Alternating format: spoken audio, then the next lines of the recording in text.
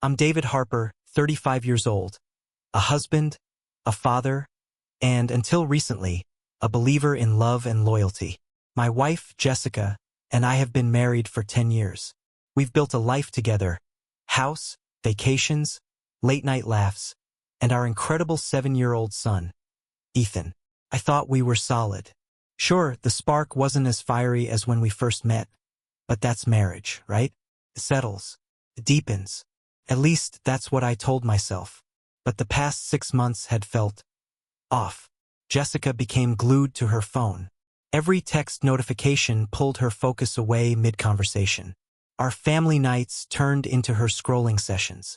She used to complain about work stress, but now she'd breeze past my questions about her day with a dismissive, "It's fine, babe. I noticed the little things." New lingerie that she didn't wear for me, sudden girls' nights that seemed longer and more frequent, and a shift in how she spoke to me. Less warmth, more condescension. Still, I kept brushing it off. "You're imagining things," I'd tell myself, convincing my gut to shut up. But my gut knew. I just wasn't ready to face what it was trying to tell me. Then came Ethan's birthday party. The house was buzzing with energy. Kids laughing, balloons everywhere, and Ethan's face lit up with joy as he showed off his dinosaur-themed cake. I remember standing by the kitchen counter watching Jessica. She was glowing as she laughed with the other parents, holding her phone up to record Ethan blowing out the candles. It was the most ordinary thing, her filming our son's special moment. But that's when the ground beneath me gave way. I saw it happen in real time. A text popped up on her screen as she held up the phone. "I love you too." My stomach clenched like a fist. My brain tried to rationalize it. Maybe it's her mom, or a joke. But deep down, I knew. People don't casually text, "I love you too," unless. Jessica's face froze. She saw the message flash up and quickly yanked the phone down, fumbling to silence it. Our eyes met across the room. Hers were wide, guilty. Mine? Numb. Everything around us blurred. The laughter, the party. It all felt distant, like background noise in a nightmare. Ethan's voice brought me back for a moment. "Dad, come here. Time for presents." His excitement cut through my panic. I forced myself to plaster on a smile and walked over to my son. But in that instant, I knew nothing would ever be the same again. The rest of Ethan's party felt like a slow-motion fever dream. Jessica avoided my eyes, and every fake laugh she forced made me sick. As soon as the last guest left, I couldn't hold it in anymore. The second the front door clicked shut, I turned to her. "Who is it?" I asked, my voice low but sharp. Jessica froze, her smile from moments earlier vanishing. "What are you talking about?" she replied, pretending not to know. But her eyes darted toward her phone like it was a grenade. I stepped closer. "The message, Jessica. I love you too. Who the hell is texting you that?" Her face twisted into that defensive, almost theatrical pout she used whenever she was caught in a lie. "Oh my God, David. It's nothing. You're being paranoid." My chest tightened. I could feel the storm brewing, and I was done playing the clueless husband. I reached out and grabbed her phone from the counter before she could stop me.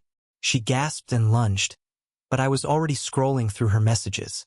There it was, thread after thread with some guy named Ryan. I didn't even have to read far.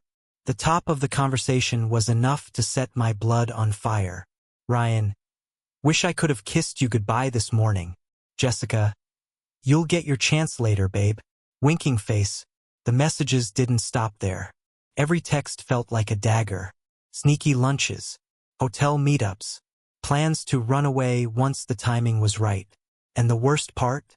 This wasn't new. They'd been at this for months. I felt like someone had set my soul on fire and was watching it burn. Jessica's face twisted into something venomous as I stared at her in disbelief. Instead of guilt, I saw anger at me. "You shouldn't be snooping through my phone. How dare you invade my privacy?" she yelled, crossing her arms like she was the victim. I blinked, stunned by her audacity. "Privacy? Are you serious? You're cheating on me, Jessica," I shouted, my voice cracking under the weight of it all. She rolled her eyes and sneered. "So what? Maybe if you weren't so predictable and boring, I wouldn't have needed more. More. That word hit like a sledgehammer.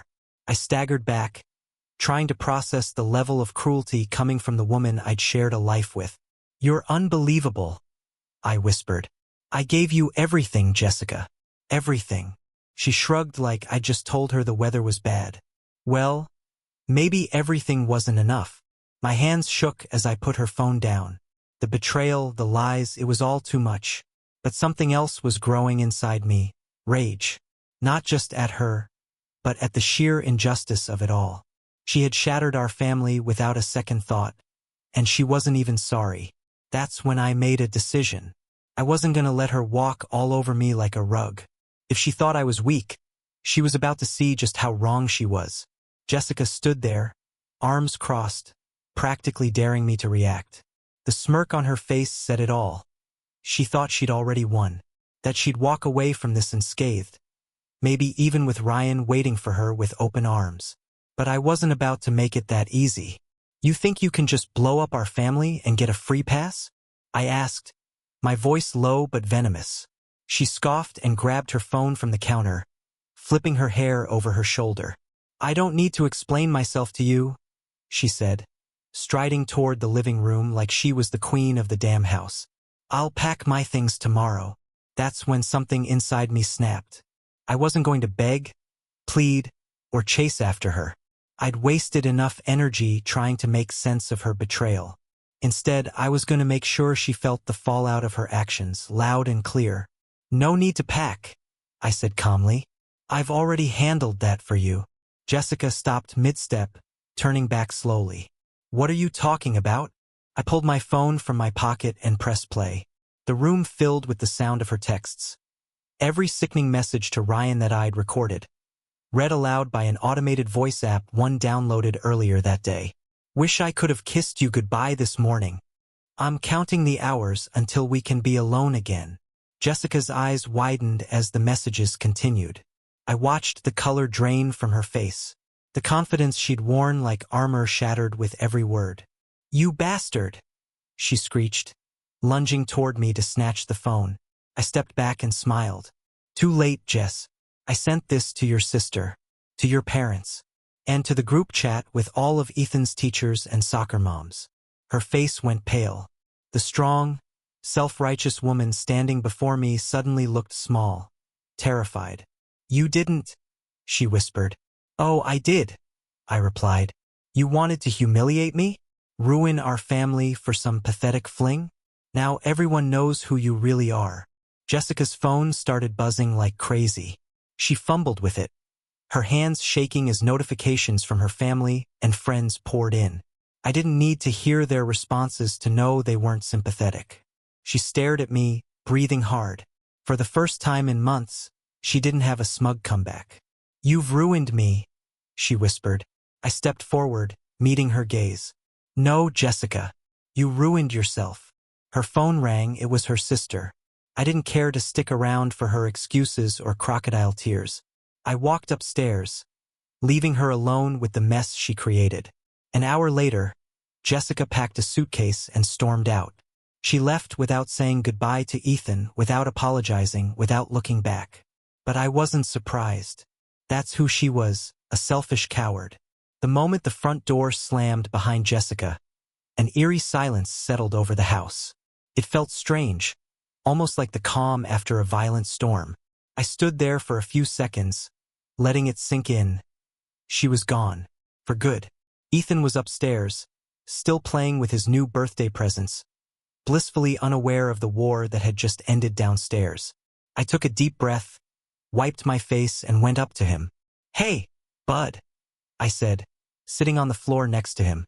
He looked up with a bright smile and handed me one of his dinosaur toys. Did Mom leave already? He asked innocently. I nodded. Yeah. She had to go take care of something. My heart felt like it weighed 1,000 pounds. I wanted to shield him from the truth for as long as I could. He deserved better than to have his childhood ruined by her betrayal. We sat there for a while, building dinosaur battles out of plastic figures and blocks. It was the most normal moment I'd had all day, and it reminded me of what really mattered.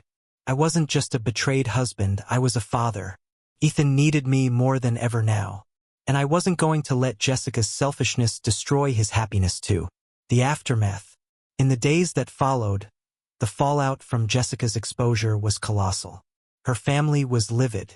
Her sister called to apologize for Jessica's behavior, admitting that she never expected Jessica to be capable of something so cold. Even her mom, who had always defended Jessica no matter what, left a long voicemail filled with disappointment and shame. Ryan? Well, his little fantasy with Jessica didn't last long.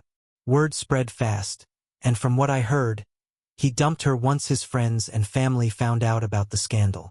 Turns out he wasn't looking for drama, just an ego boost. I almost felt sorry for her. Almost. Jessica tried reaching out a few times after that. Text messages filled with weak apologies and desperate attempts to shift the blame. "We just grew apart," she wrote in one.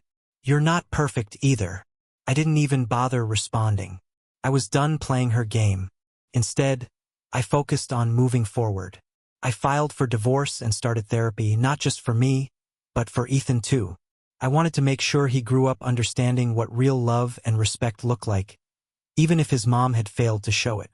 Reflection and lessons learned. Looking back, I've come to realize that betrayal doesn't define you. It reveals who someone really is.